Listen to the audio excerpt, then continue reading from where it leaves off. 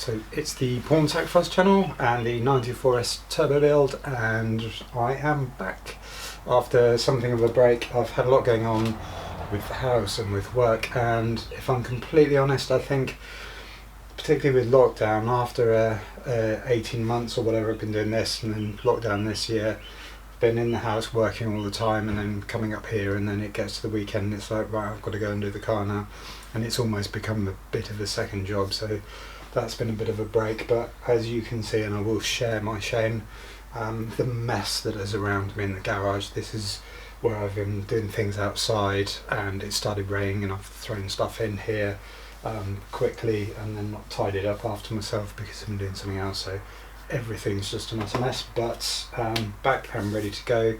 So two things I'm going to pick up on. I mean, I need to tidy up in here after I've done the first bit, but first thing is, you'll probably remember, or maybe remember from the last video, the disaster was me trying to flock the dash, or repair and then flock the dash, and it's not really gotten any better. I've got new tools so that I can go and redo it.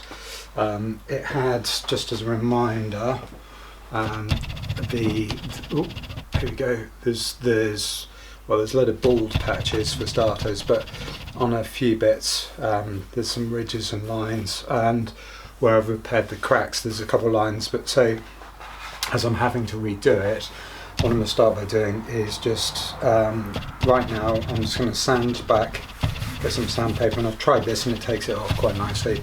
Is just sand back a few of these areas, get those back and fill it, and then sand everything off when I come to do the filler. The reason I'm doing it that way is partly for time, so I can just get that done real quick now and tidy the garage, and then when I come back tomorrow for the next bit, this will be dry, and then I'll go through and sand the lot down. So yeah, let's just get this bit done real quick, and then we can start the healing process, hopefully.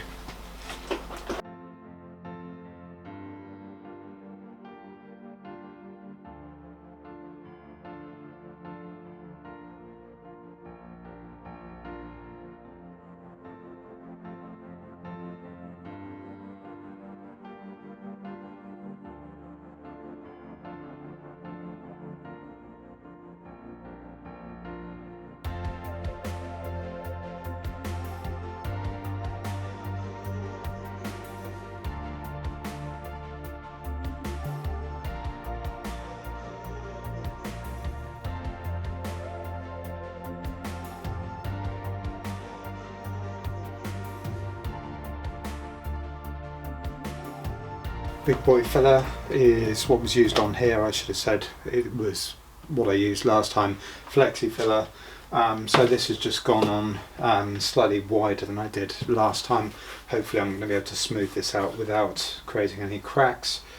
I'm going to try doing it with hand with a 120, and I might then get the orbital on there as well. I'll see how well I'm going with this. And then once that's done, I just need to go over, make everything else bald. What I will do, because this is going to go quite light coloured, this was something that I did last time, is I've got some paint. So the base is black bumper trim and paint, which I need to take and warm up a little bit. And then I'm just going to get that over the stuff that's a bit lighter coloured. Essentially when the glue that goes on this, I don't think it's going to show through, hopefully with everything going on thick enough, but I'm not sure. So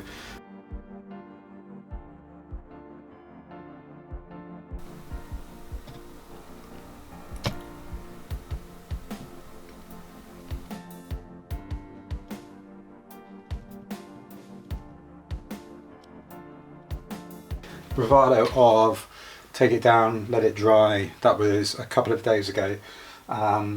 So yesterday, what was I doing? So yesterday I was fillering, letting that dry for an hour or so, then flattening it out, fillering it again, and then in the evening when it looked okay, I then did some paint, and then that essentially just highlighted a few of the problems.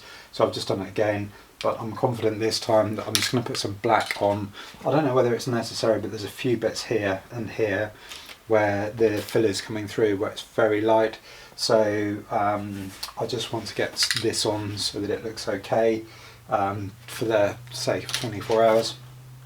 And yeah, and then I think this is going to be ready for getting some flock on it. The main bit that's better is here, along here. There were some nasty ridges there before which are now gone, so yeah.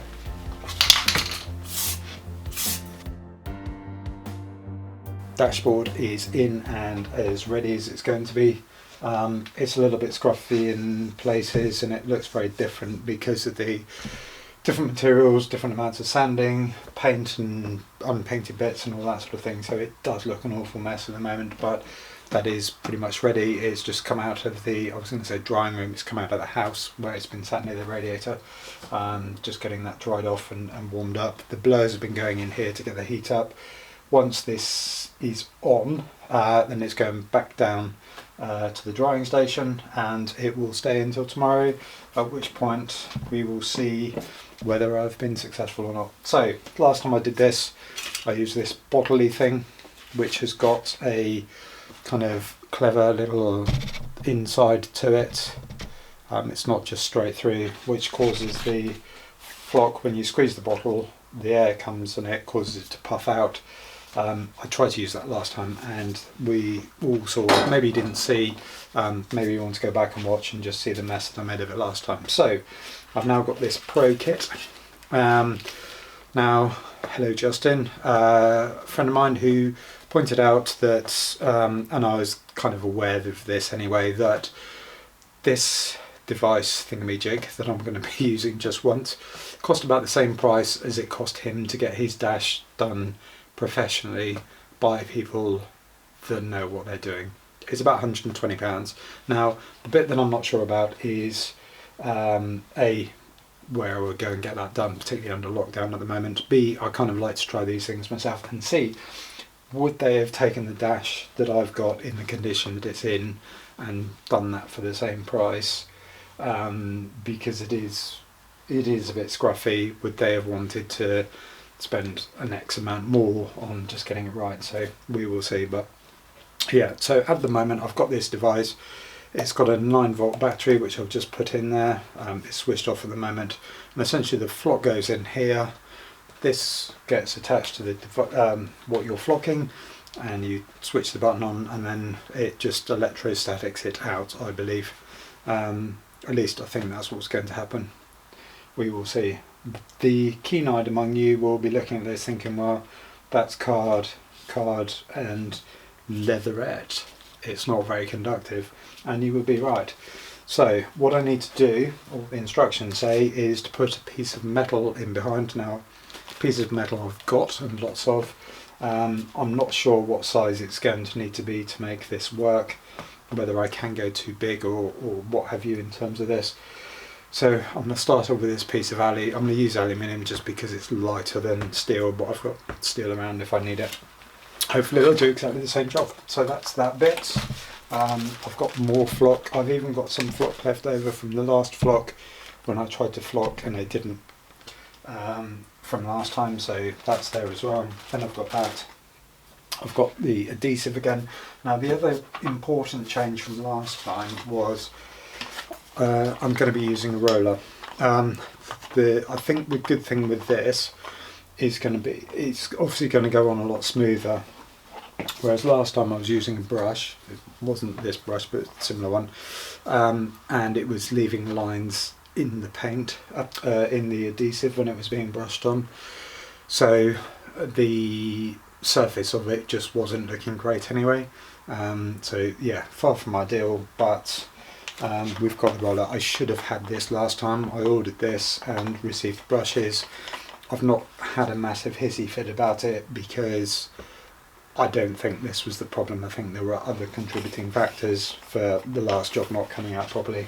The other thing that I'm going to do, and this was a bit of a learning from last time, was what I did last time was I kind of did a section, or something you can see a bit easier. So like for instance, I come along here, I'll put my adhesive on here, and then I'll try and flock it, and then I'll put my adhesive on the next bit, and I'll try and flock that. And there were edges, because it was taking so long and I was having to do it so slowly, there would be edges, and I'd have to put overlap the adhesive slightly on the flock that's just gone on to make sure it's covering, and it was just making a bit of a mess. If this goes on quick enough, what I'm going to try and do is say put adhesive on that section and then flock that section, so that there's adhesive already there, and hopefully by the time I've done that bit, this is still in good enough condition.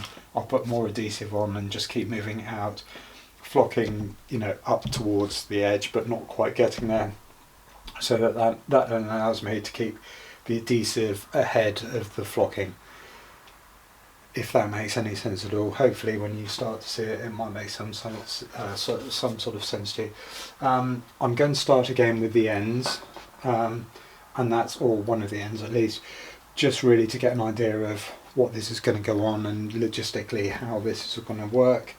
And yeah, so once I've splatted on the end, then I'll just start working my way down, and yeah, we will see together exactly what this is going to look like. So I'm going to clear some of this stuff out. Okay, so this will be behind there. I don't know if the fact that it's just that shape means there's going to be problems with up the top bits, or whether it will just generally hurl it in that direction. We will soon see. So with the adhesive, what I'm going to do is just use this in small amounts at a time, so that it doesn't start going off in the tray.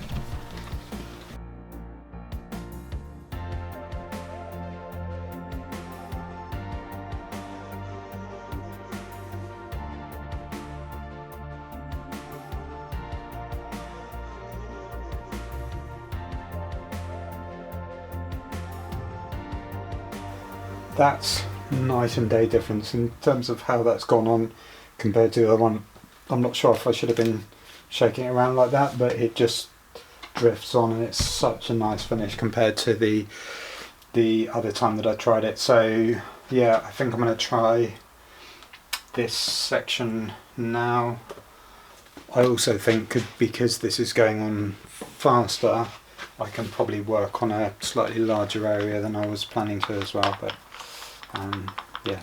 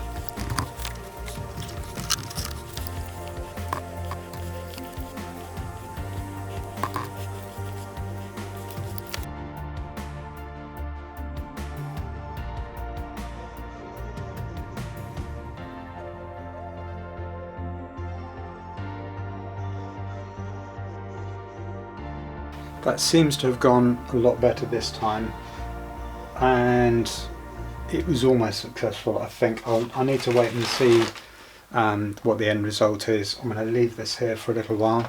The bit that I am worried about, this strip, which I've made a mess of now. Now I'm not sure if when this is dry there's just a lot on there and that's going to come off. For the most part though, it looks really nice. For the most part then, this has gone okay. The annoying thing is the bit that I think I may have messed up is going to be one of the bits which is most visible, which is really frustrating. So yeah, essentially just along this section here. What happened was, I don't know if you could see it much, but essentially it was a bit shiny, which meant that there wasn't proper coverage. So I decided to try and put a bit more adhesive on, which then takes a lot of the flock off with it. I was probably trying to put it on there too soon. So we'll have to see. When this is dry, or at some point tomorrow, I'll just try and give it a light brush and then see what happens. So there's good and bad with this. Having left it overnight, there's areas where it's a bit patchy. There's an area across the bridge where I've tried to fix, where there was a thin line and now I've made a thick line and some motting. And there's a few areas which are just a little bit thin, and you can see too clearly through it. But counter to that, there's bits on the top which have done really well. So what I'm going to do is just try and see if I can spot fix this. Some bits. One thing which is a bit frustrating is having completely underestimated the working time on this.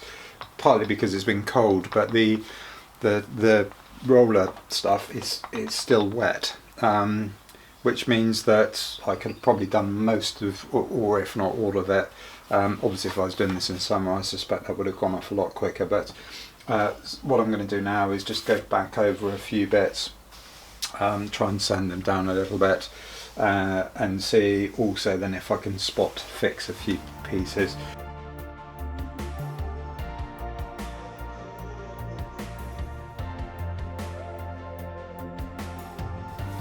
I think that's progress in the right direction. We'll find out in a bit. What I'm going to do is just leave it in here with the heaters going, and in about an hour, when it's set a little bit, then I'll come and retrieve it. We'll just have a better look. But yeah, I think that's partly worked, but time will tell. So we'll see. So this is still away from being perfect. Or professional level job, but actually the fixes that I've done, I think, have now got this to a stage that I can live with. So it's going to go down and be stuck in the heating, but as you can see across this, it's actually looking a lot better and a lot more consistent. There's still a couple knobbles here and there which aren't great, but yeah, I mean, I have to say, if you're going to do it, then I would say the flashlight tool thing is probably the way to go, although it is the same price as getting it done properly. So that's the thing. If you are doing this as a one-off, do you just pay and get somebody to do it? It's a tough call, to be honest. I think probably yes, if I'm completely honest, although a lot of these things I do just for the sake of trying them. So there we go. But yeah, no, that's good. I'm glad that's done, and I'm glad there's another video in the bag at last.